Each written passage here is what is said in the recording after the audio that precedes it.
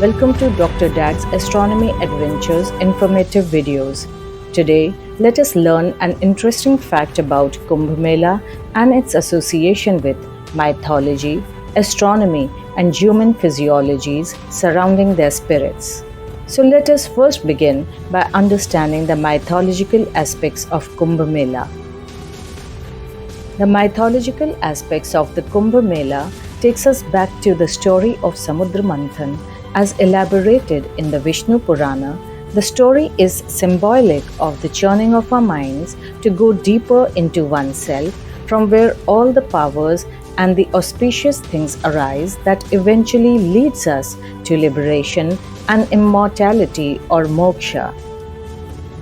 According to the story, once Lord Indra, who is the king of heaven, thunder, lightning, storms, river flows, rains, and war, who was riding on his elephant named Airavat, came across Rishi Durvasa. Rishi Durvasa offered the king Indra an auspicious garland which was given to him by a nymph. Lord Indra accepted the garland and placed it on the trunk of his elephant Airavat. The elephant threw the garland on the ground. On witnessing this, Rishi Durvasa was angry, as the garland was not an ordinary garland, but it was the abode of Shri, who is the goddess of fortune and riches. Outraged with this act of pride and ego of Lord Indra, Rishi Durvasa cursed Lord Indra and all the other devas that they would lose all their power and would be deprived of all their energies, fortune, and strength. Post this incident, all the devas lost their power, and knowing about this, the asuras or the demons took an advantage and won all the battles against the devas and gained control over the entire universe. To address this, all the devas went up to Lord Vishnu to resolve this issue.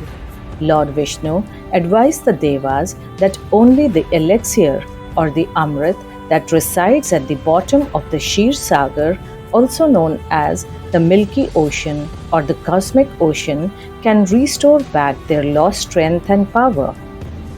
It was impossible for the devas to churn such a vast ocean alone. Hence, the devas allianced with the asuras of sharing the nectar of immortality with the asuras, in order to convince them to jointly churn the Milky Ocean or the Kshir Sagar.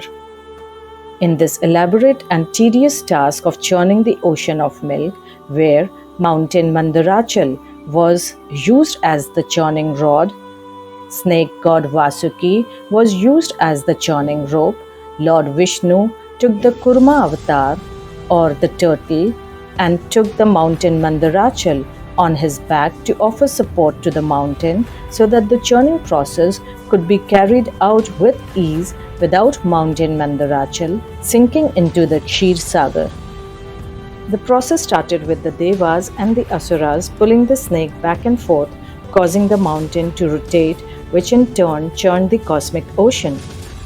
During this churning process, many things came out of the ocean, like the gems, the wish-granting cow, called the Kamdhenu, the seven-headed horse, called Uchchaishrivas, the Parijat tree, the Varuni, the Chandra, and Lakshmi, the goddess of wealth, and finally the Dhanvantri, the divine physician of the Devas, emerged holding a pot of elixir or Amrit.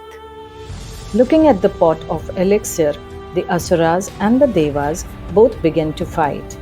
Meanwhile, Lord Vishnu's eagle, Garuda, took the pot and flew away. In the whole process, a few drops of the nectar elixir fell at 4 places now called as the Prayagraj, Haridwar, Ujjain, and Nasik.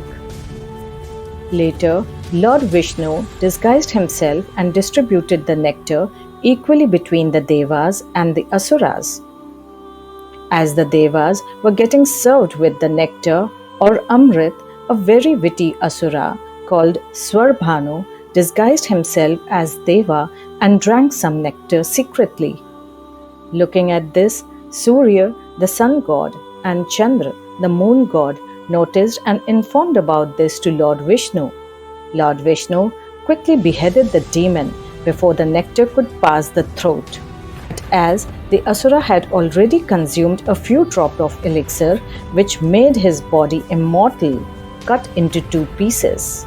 From that day onwards, the head of the Asura was called as the Rahu and the body as the Ketu. However, rest of the nectar was served to the Devas, who rejuvenated and were able to defeat the Asuras in the battle and regain their glory. From the time immemorial, humanity has sought meaning in the vast expanse. The motions of the celestial bodies have guided our agriculture, marked seasons, and given rise to some of the most intricate cultural practices. Among these is Kumbh Mela, recognized not just as a spiritual gathering but as a massive event reflecting ancient Indian astronomical knowledge. Let us dive deeper into the celestial mechanics and cultural significance that makes the Kumbh Mela a living testament to the ancient Indian knowledge and spirituality. The astronomical significance of the Kumbh Mela is related with the traversing of the planets and the stars and their particular alignment. As per the Vedas, the sun is considered as a soul-like or life-giving. The moon is considered as a lord of mind. The planet Jupiter or Brihaspati is considered as guru of gods. As Jupiter takes almost 12 years to traverse to complete zodiac in 12 years, so the Kumbh Mela is celebrated in accordance at one place after every 12 years. However, with respect to the Earth, Sun stays in a zodiac for a month, and so in 1 year, Sun visits all the 12 zodiacs. Astronomically, the Jupiter and the Sun are the celestial bodies with the highest gravitational pull in our planetary system. The specific positions where the maximum effect of Jupiter's gravitational pull can be experienced on Earth are the 4 spots of the Kumbh Mela, which is Prayagraj, Ujjain, Haridwar, and Nasik. If you ponder why these 4 locations only, so let us decode it now. All planets are rotating around itself as well as the Sun. While rotating along its own axis, the centrifugal force gets generated, which is an outward force on the mass when it is rotating. Scientifically, it has been observed that the centrifugal force is maximum at the center of the sphere. By the same logic, on Earth, the maximum centrifugal force is at the equator. Here, the Tropic of Cancer and the Tropic of Capricorn are the limits after which the centrifugal force starts decreasing. India is under the Tropic of Cancer, and the line of Cancer passes through Ujjain and the 4 locations of the Kumbh Mela. Also, keep in mind the axial tilt of the Earth, which suggests that the Earth is rotating with an inclination of 23.45 degrees from the plane of its orbit around the Sun. Let us look at the longitudinal details of these places. And if you will look at the medians, this gives an answer as to why these locations only. Ancient Indian rishis actually found out that the locations which are near to the rotational axis of the Earth and are near the water bodies and with the specific alignment of Jupiter, Sun, and the Earth, which is formed due to their rotation, directly affects or influences human anatomy and the energy flows in a positive way. As mentioned in the ancient Hindu Sanskrit scripts, that if you dive or take a holy dip into these water bodies at the specific time of the planetary alignment, the body and the energy will respond to it spiritually. Let us have a quick look at how this affects human physiology. In spirituality, the energies within the human body must flow from below, that is, the tailbone, to above, that is, towards head, known as Kundalini. This is only possible if your spine is straight. During the Kumbh Mela, the gravitational pull of the Sun and the Jupiter acts on every human body. As we are aware that the human body contains 60% of water, the effect of these gravitational forces on the human body elevates the water element along with other energies of the body and the brain. When human body gets wet, it becomes super receptive to these energies, and the gravitational pull acting on human body and mind gives an extra boost to the overall network to function well. That is why a holy dip or diving into the holy water becomes important. Let us particularly look at these 4 places where Kumbh Mela is held and why a specific site is chosen based on the planetary positions. As we are aware that the Indian calendar is based on both the solar and the lunar movement, which ensures the alignment of specific nakshatra or constellation, and Tithi, which is a lunar day. The Hindu Panchang combines the solar year, the lunar phases, and the planetary transits, which plays a crucial role in calculating the precise dates and location of the Kumbh Mela. In astrology, the alignment of certain celestial bodies is considered to create a unique moment in time when the spiritual energies of the universe are most potent. Kumbh Mela at Haridwar occurs when the Jupiter is in Kumbh Rashi or Aquarius zodiac and the Sun enters the Mesh Rashi or Aries zodiac during the Hindu month of Chaitra, which is the month of March and April.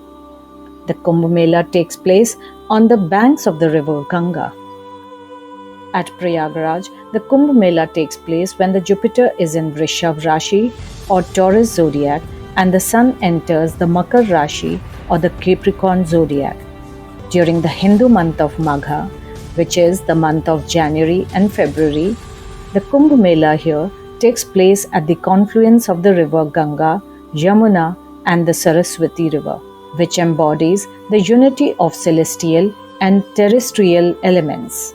At Nasik, the Kumbh Mela takes place when both the Sun and the Jupiter aligns in Leo zodiac or Simha Rashi during the Hindu month of Bhadrapada, which is the month of August and September. The Kumbh Mela takes place on the bank of river Godavari, which is also known as Dakshin Ganga, provides devotion and liberation.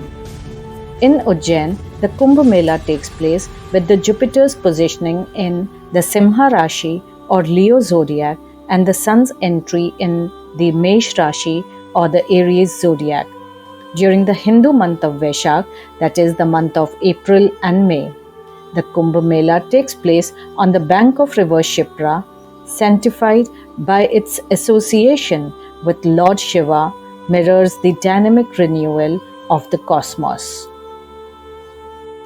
Additionally, the Kumbh Mela often takes place during the periods nearer to winter solstice or spring equinox, or summer solstice or autumnal equinox, which are significant astronomical events in themselves round the year. The Mahakumbh Mela of 2025 from 13th of January till 26th of February is a 45 days long auspicious gathering where millions of devotees gathered at Triveni Sangam from across the world to participate in the sacred bathing ritual.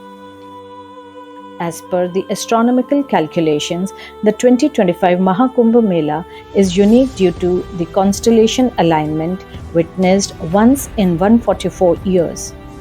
The Kumbh Mela has been aptly recognized and listed as Intangible Cultural Heritage of Humanity by UNESCO, is a remarkable testament to the ancient Hindu text and scriptures with much informed association to astronomy, astrology, and various sciences impacting human physiology.